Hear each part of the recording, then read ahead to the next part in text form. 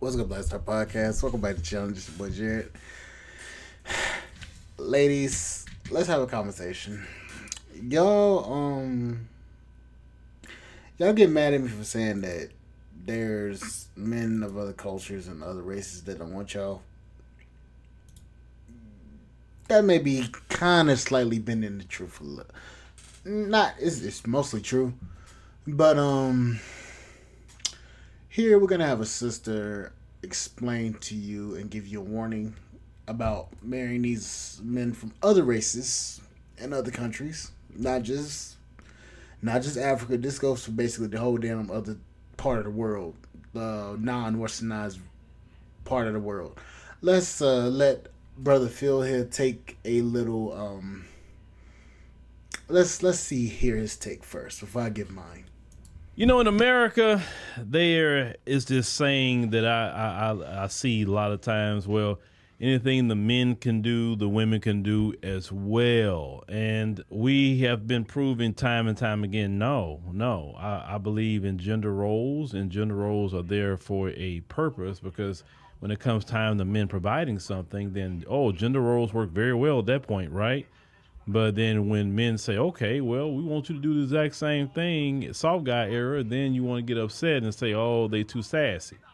Well, when it came to the passport bro thing, men going to different countries and, looking for suitable mates, some women would say they can do the same thing too. Well, you have one woman here from America decided to do just that. She went to the African continent and got with a brother from over there. And I want you to hear what is her experience in doing that. Coming from an African American woman who has a child with an African man, who is married to an African man, and who has lived in the continent of Africa for 3 years.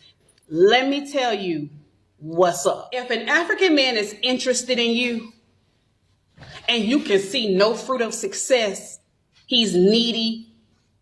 Girl, he's going to exploit you to the best of his ability. And then because you're not going to be able to humble and respect him because you come from the West, and that is very difficult to do. Take it from somebody that knows. Take it from what Esther is saying. We're not lying to you. It's difficult to submit to a man who you don't need. He's going to exploit you and discard. And I know that this is hard, and I know I'm talking hard, and I know that it's a hard thing to digest when you really, really want something. But sis, I'm not saying that all African men are bad, because I could say like my husband was fairly good to me until the end. We're still married, we're separated. The reason why the men could actually go to different countries and marry women of different countries, no matter what the economics look like, is because men aren't going there looking for financial resources. Men already have their financial resources there, right? They're paying their bills. They're doing what they need to do. Now, you flip it on the other side with women. Women are looking for resources, a man to let's say his traditional gender role, right? Let's say that protect, provide, etc.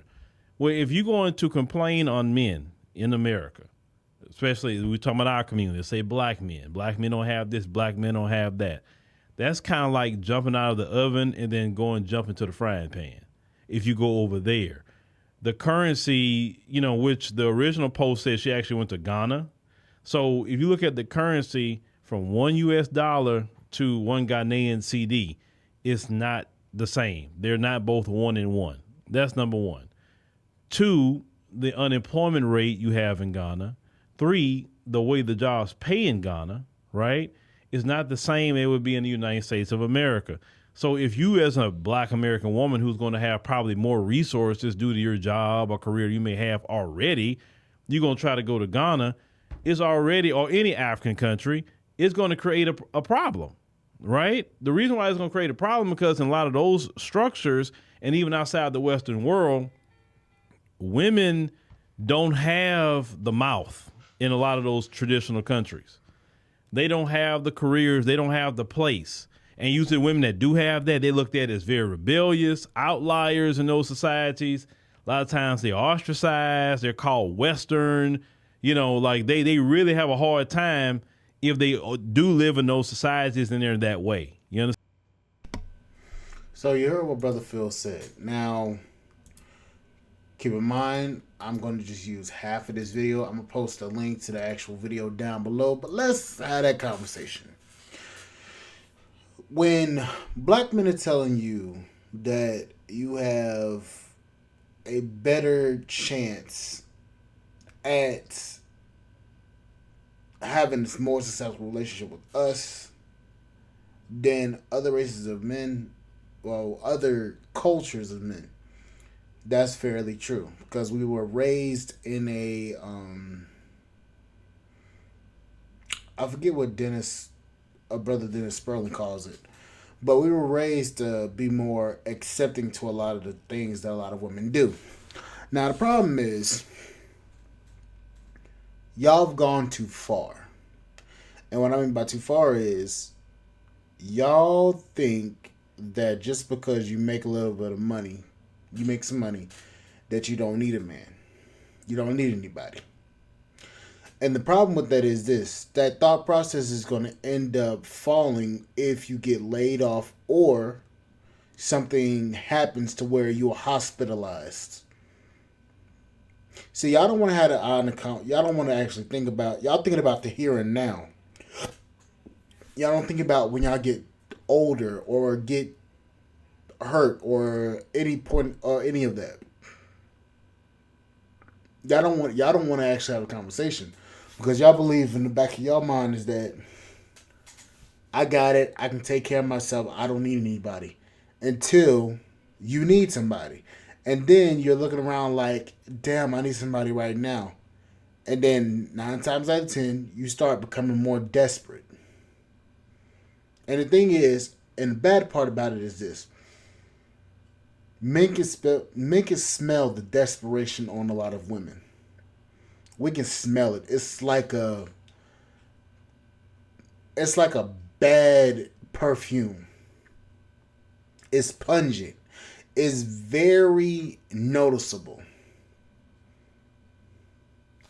Matter of fact, I'm gonna do a couple of videos on Kendra's videos that she posted today, because apparently these women have found men to marry them, and now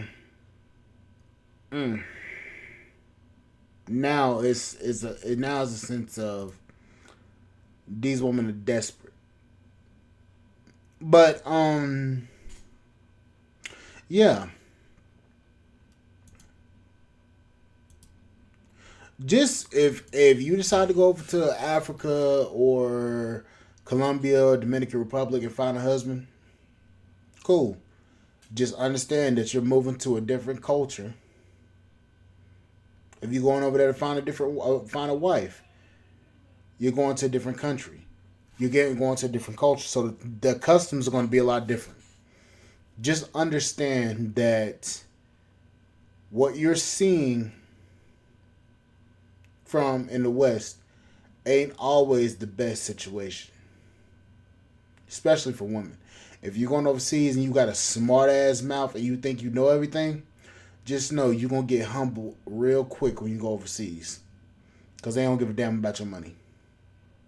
Most of them do, or some of them do, and 9 times out of 10, they go just stay with you for a little while. But that's it for this video. Like, subscribe, channel, support the podcast, inspire.com. See you guys on the flip side. Thank you guys for listening. Bye, guys.